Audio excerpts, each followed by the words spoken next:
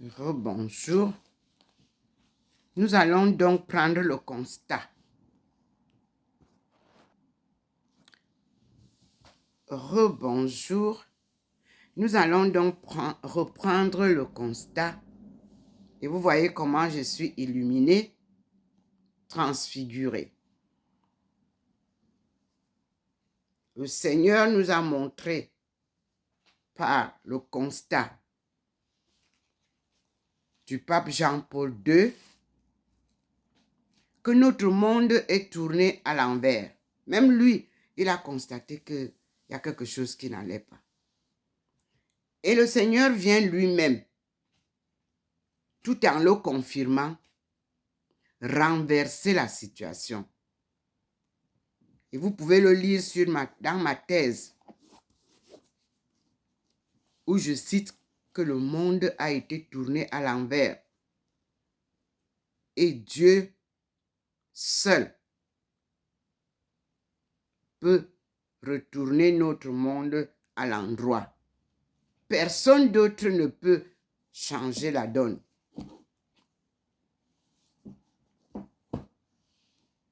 L'homme détruit, mais ne sait plus reconstruire. Mais Dieu détruit et reconstruit. C'est ce qui va se passer. Vous-même, vous voyez, depuis qu'il a annoncé ce bouleversement, je crois que le monde entier est devant sa manœuvre. Il a annoncé que les villes, il y aura des villes qui vont disparaître, il y a des pays qui vont disparaître, il y a des rivières qui n'existeront plus parce que c'était le man-made. C'était la création humaine. Dieu a créé le monde, un monde, une famille, une terre, un ciel. Il a nommé les deux. Le ciel, le paradis céleste, la terre, le paradis terrestre. Un jour, le Seigneur m'a prise en vision pour aller me montrer la différence entre le paradis céleste où tout était calme, bien en harmonie. Puis il m'a dit, regarde en bas. Et quand j'ai regardé en bas, ça grouillait comme il n'est pas permis, c'est-à-dire notre paradis terrestre. Et il est redescendu avec moi. C'était pour me montrer la différence entre le paradis céleste, où tout est en harmonie, où tous louent le même Dieu que nous devons louer, mais que nous ne louons pas. Parce que nous avons fait nos dieux. La preuve, Moïse était obligé de casser la première pierre. Parce que nous, on est resté créer nos dieux en bas. Alors que lui, il montait pour aller chercher la parole de Dieu, créateur, le tout-puissant. Ce qui est cassé ne peut pas être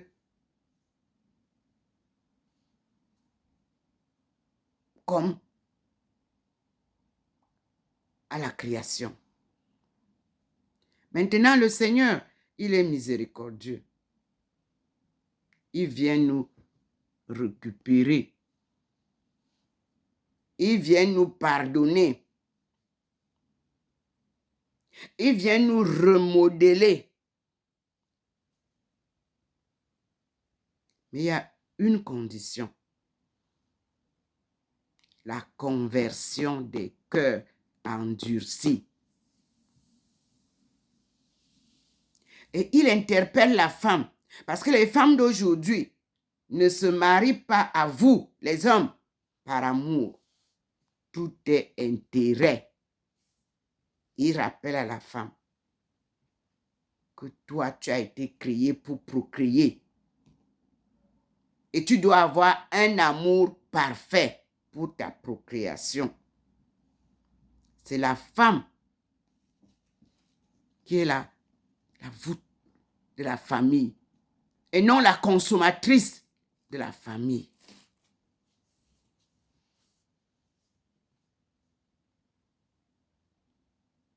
Et c'est ce que nous vivons. C'est le bling-bling. C'est le m'as-tu vu? C'est l'exploitation de toutes les occasions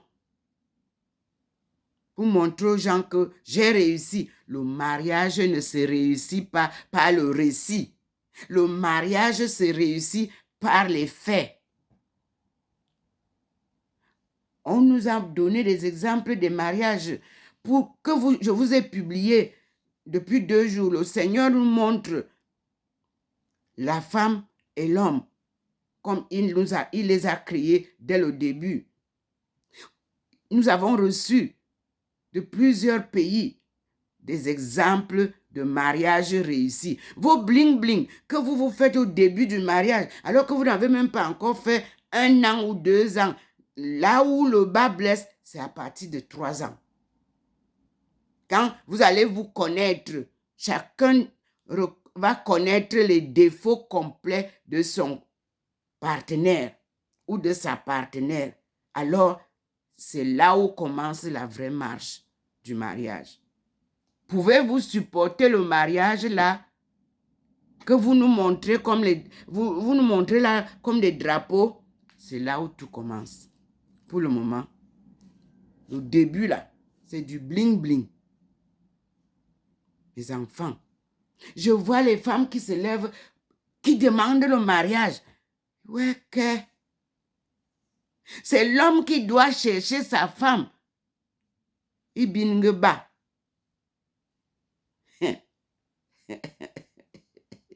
Nous, même quand on n'aimait pas, même quand on aimait un homme, on ne lui montre pas ça. On sait qu'on l'aime. Mais il doit prouver. Parce que lui, il est né papillon. Et toi, dans le début, là, tu fais comme tu fais l'aka. Il va passer pour aller se poser sur une autre fleur.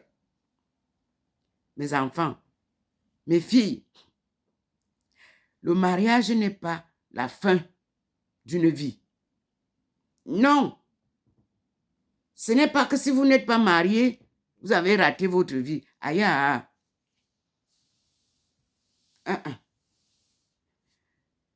Vous devez d'abord chercher à vivre selon la volonté de Dieu. Quel est votre destin? Il faut d'abord chercher à comprendre votre destin. Il y en a qui m'appellent pour me dire qu'elle n'a pas le travail. Elle cherche le travail. Moi, je ne donne pas du travail ici. Je n'en ai pas.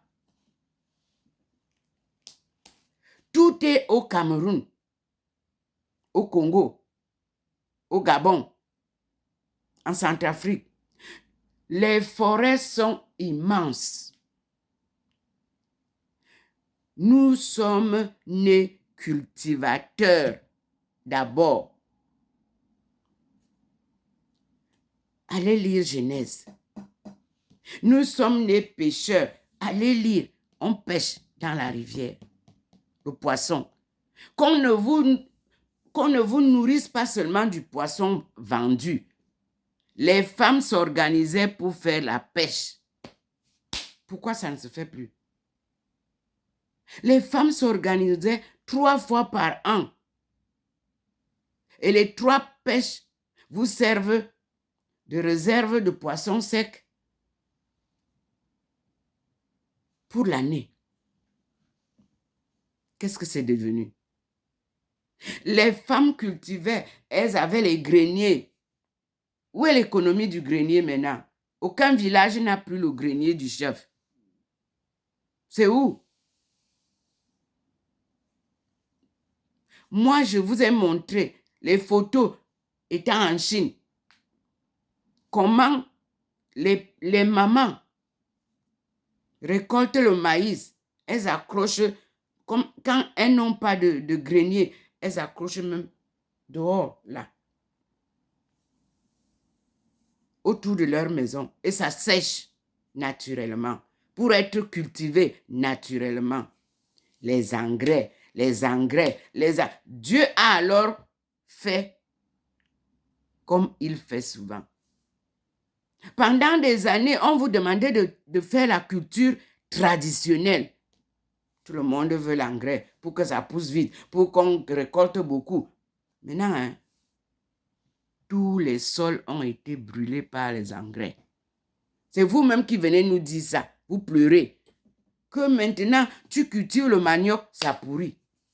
Parce que ça, le sol est brûlé. Et Dieu vous a demandé 2 années sabbatiques pour tout en Afrique. 2 ans pour que le sol se repose, pour que le monde qui grouille se calme, pour que la peur dont on vous a rempli les cœurs vous quitte, pour que vous preniez votre destin en main. Voilà ce que Dieu vous recommande. Et tout ça est dans la Bible. Il avait écrit, c'est écrit dans les Bibles. Les prophéties.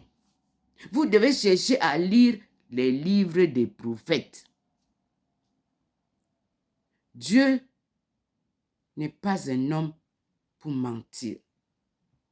Ce qu'il a promis à nos aïeux pour le présent se réalise maintenant.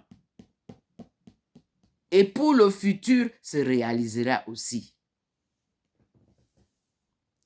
Je nous fais écouter le constat de notre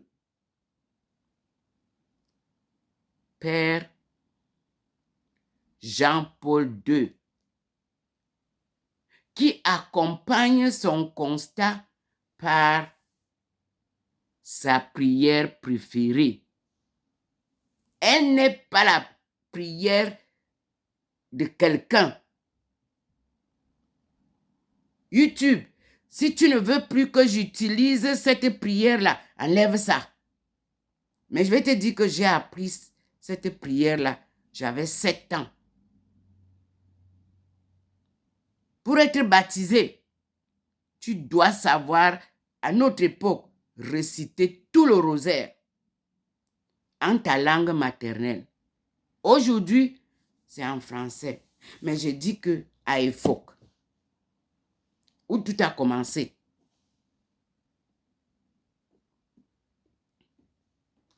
nous allons retrouver en langue itone ce rosaire. Je sais que ce rosaire existe en itone parce que Monseigneur Jean Zoua nous faisait réciter ça. Sans lire. Mémoriser. Les enfants, mémorisez le rosaire. Ça va vous aider. Et chaque fois que vous êtes face à quelqu'un qui veut vous détourner de la bonne voie, appelez le Saint-Esprit. Saint-Esprit, viens. Saint-Esprit, viens. Saint-Esprit, viens. Vous ne parlez pas. C'est dans l'intérieur, vous, en silence. Et quand vous appelez Saint-Esprit, viens, je vous assure, celui qui est venu pour vous faire du mal va fuir. Une expérience vécue.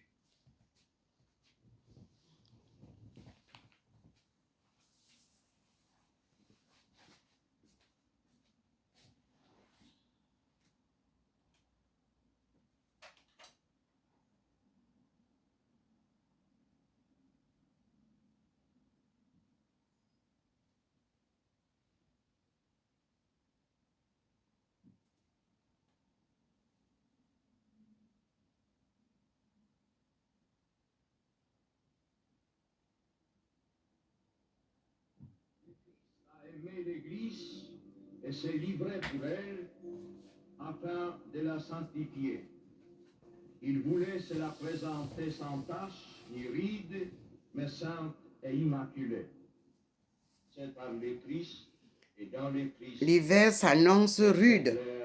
L'énigme de la douleur et de la mort qui, hors de l'Évangile, nous écrase. Voyez-vous même comment je suis transfiguré. Notre Père qui es aux cieux, que ton nom soit sanctifié, que ton règne vienne, que ta volonté soit faite sur la terre comme au ciel. Donne-nous aujourd'hui notre pain quotidien. Pardonne-nous nos offenses, comme nous pardonnons à ceux qui nous ont offensés. Et ne nous soumets pas à la tentation, mais délivre-nous du mal. Amen. Je vous salue, Marie, pleine de grâce. Le Seigneur est avec vous. Vous êtes bénie entre toutes les femmes, et Jésus, le fruit de vos entrailles, est béni. Sainte Marie, Mère de Dieu, priez pour nous pécheurs.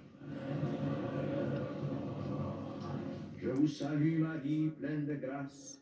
Le Seigneur est avec vous. Vous êtes bénie entre toutes les femmes, et Jésus, le fruit de vos entrailles, est béni. Sainte Marie, Mère de Dieu, priez pour nous pécheurs. Je vous salue, Marie, pleine de grâce. Le Seigneur est avec vous. Vous êtes bénie entre toutes les femmes, et Jésus, le fruit de vos entrailles, est béni.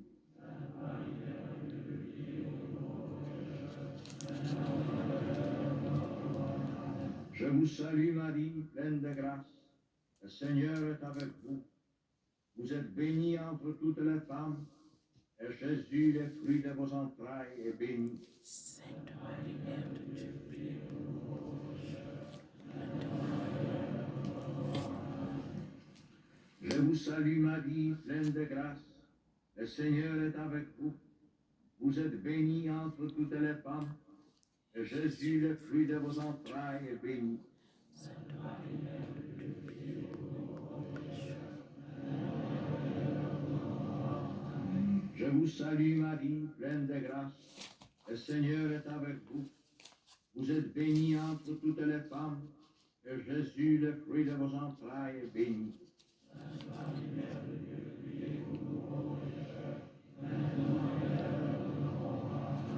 Je vous salue, Marie, pleine de grâce. Le Seigneur est avec vous. Vous êtes bénie entre toutes les femmes, et Jésus, le fruit de vos entrailles, est béni.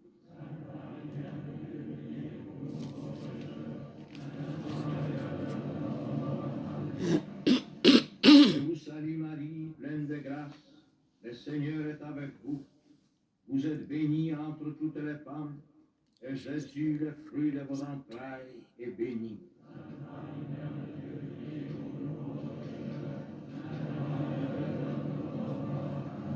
Je vous salue, Marie, pleine de grâce. Le Seigneur est avec vous. Vous êtes bénie entre toutes les femmes, et Jésus, le fruit de vos entrailles, est béni.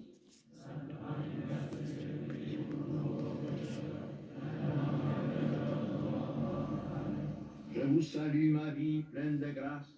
Le Seigneur est avec vous. Vous êtes bénie entre toutes les femmes, et Jésus, le fruit de vos entrailles, est béni.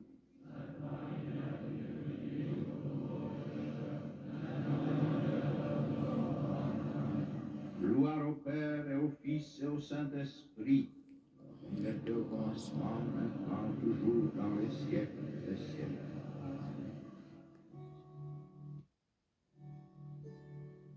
Deuxième mystère douloureux, la flagellation. Pour le monde entier,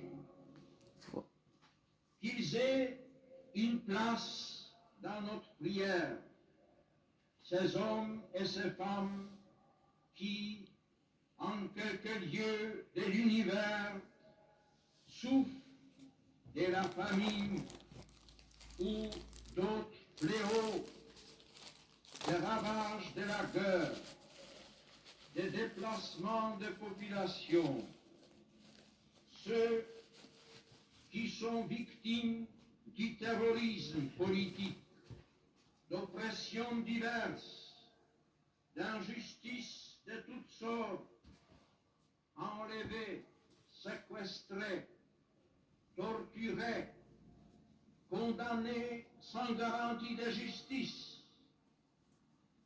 Tous ceux qui subissent des atteintes intolérables à leur dignité humaine et à leurs droits fondamentaux.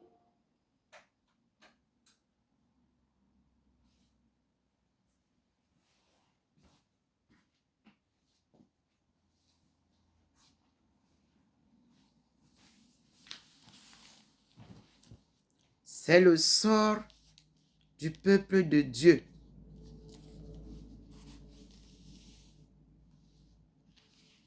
À présent, que Jean-Paul II a constaté et analysé pendant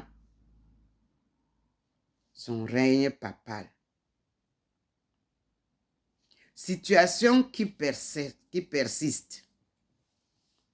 Alors, nous allons essayer de comprendre quelle est la loi divine que le Seigneur nous avait donnée pour vivre en paix et en harmonie. Vous lirez les psaumes, le psaume 118. Je lis. C'est un psaume alphabétique. Heureux ceux dont la vie est pure et qui suivent la loi du Seigneur. Seigneur ici, c'est Dieu Tout-Puissant. Heureux ceux qui gardent avec soin ses ordres et qui le cherchent de tout leur cœur. Ceux qui ne commettent pas le mal et qui marchent dans ses sentiers. Tu as donné tes préceptes pour qu'on les garde fidèlement. Puissent donc mes pas être assurés dans l'accomplissement de tes décrets. Alors, je n'aurai pas à craindre. D'autres disent à rougir. Nous, on est noirs, on ne peut pas rougir. Si je fixe les yeux sur tes commandements, on dit donc, alors je n'aurai pas à craindre si je fixe les yeux sur tes commandements. Dans la droiture de mon cœur, je te louerai. Une fois instruit de tes justes sentences, je garderai tes décrets. Mais toi, tu ne m'abandonneras jamais.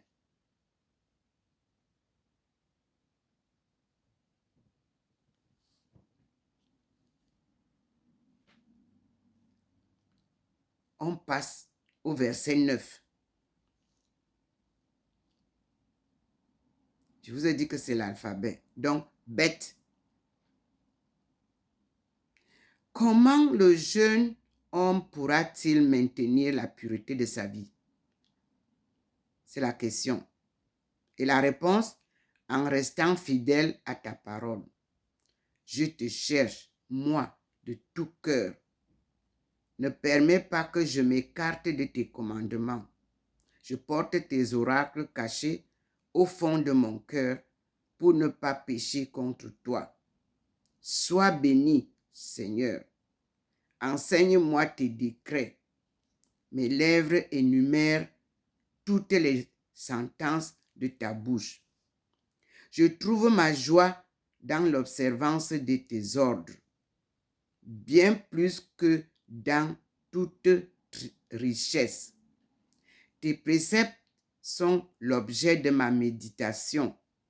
Je fixe du regard tes sentiers. Tes décrets font mes délices et jamais je n'oublierai ta parole. J'ai, c'est-à-dire Guimel. Accorde à ta servante cette grâce, que je vive en gardant ta parole. Ouvre mes yeux, que je considère les merveilles de ta loi. Sur la terre, je ne suis qu'un hôte. Ne me cache pas tes commandements. Mon âme languit dans un désir perpétuel d'observer tes sentences. Tu menaces les orgueilleux, ces maudits qui se détournent de tes commandements. Écarte de moi la honte et le mépris, puisque j'observe tes ordres. Quand même les princes se concerteraient contre moi, ta servante continuerait de méditer tes décrets. Tes ordres font mes délices, tes décrets sont mes conseillers. D. Dalet. Mon âme est prosternée dans la poussière. Selon ta parole, rends-moi la vie. J'étale devant toi ma vie pour que tu m'exauces. Instruis-moi de tes décrets. Révèle-moi la voie de tes préceptes et je méditerai tes merveilles. Mon âme endolorie distille des larmes. Selon ta parole, réconforte-moi. Détourne-moi de la voie du mensonge et donne-moi d'être fidèle à ta loi. J'ai choisi la voie de la vérité. Ce sont tes sentences que je me suis imposées. Je m'attache à tes ordres, Seigneur. Ne permets pas que je sois déçu. Je veux courir dans la voie de tes commandements, car c'est toi qui dilates mon cœur. H. Hey. Seigneur, montre-moi la voie de tes décrets pour que j'y demeure fidèle jusqu'à la fin. Instruis-moi que je garde ta loi et que je l'observe de tout cœur. Conduis-moi par les sentiers de tes commandements, car ils font mes délices. Incline mon cœur vers tes ordres et non pas vers l'amour de l'argent.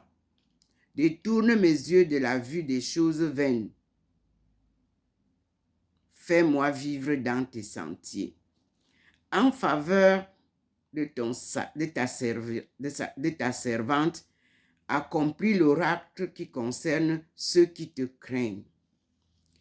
Éloigne de moi la honte que je redoute, car tes sentences donnent la joie. Je languis après tes préceptes. Donne-moi la vie selon ta justice. Vav, V, ce sont les lettres alphabétiques. Que ta miséricorde s'étende sur moi, Seigneur. Que ton salut vienne selon ton oracle. Et je saurai que répondre à ceux qui m'outragent, car j'ai confiance en ta parole. N'enlève jamais de ma bouche la parole de vérité, car je me fie à tes sentences. Je garderai ta loi perpétuellement dans les siècles et dans l'éternité. Et je marcherai dans un chemin sûr, parce que je recherche tes préceptes. Devant les rois, je parlerai de tes ordres sans en ressentir de fausses hontes. Je trouverai mes délices dans tes commandements, car je les aime. Je lèverai les mains vers tes commandements et je méditerai tes décrets. Z, Zan, Zion. Souviens-toi de la parole que tu as donnée à ta servante, celle où tu m'as fait trouver espoir. La seule consolation dans mon chagrin, c'est que ton oracle me donne la vie. Les orgueilleux m'accablent de leur sarcasme sans que je m'écarte de ta loi. Le souvenir de tes sentences des temps anciens fait toute ma consolation. J'entre en fureur à la vue des pécheurs qui abandonnent ta loi. Mais tes décrets sont l'objet de mes cantiques au lieu de mon exil. Au cours de la nuit, me revient le souvenir de ton nom. Seigneur, je garderai ta loi, car j'ai choisi comme partage d'observer tes préceptes. On fait une pause et on reprend la suite du psaume 118 que le Seigneur nous enseigne. Merci Seigneur. Nous continuons avec la vidéo suivante. Nous sommes bien aujourd'hui, le 5 septembre 2022.